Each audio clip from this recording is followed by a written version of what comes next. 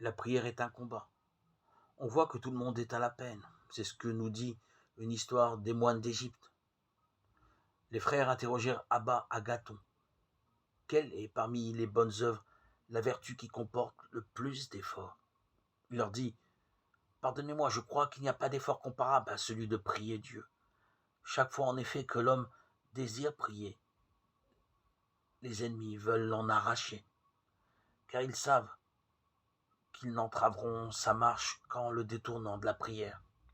Pour toute œuvre bonne qu'un homme entreprend en y persévérant, il acquiert de la facilité.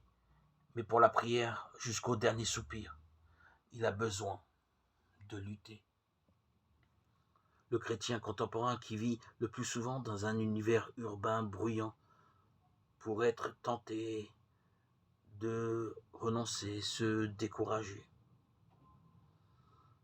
Il faut trouver un endroit à l'écart pour nous réconcilier avec Dieu, pour nous mettre en position de le prier.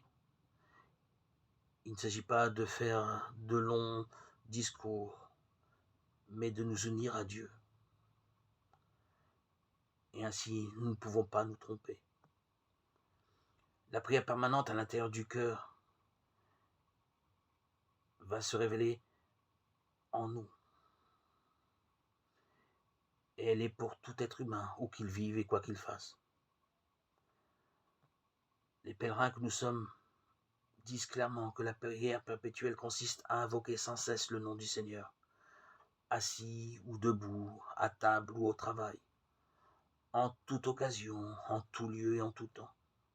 La prière de Jésus, une fois inscrite dans le cœur, est source d'une joie profonde, partout et toujours.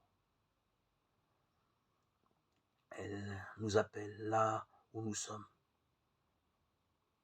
dans le train, le métro, la voiture, à nos marches dans la rue, et peut dire la prière de Jésus. Je peux bien sûr l'ignorer, mais son visage est de paix.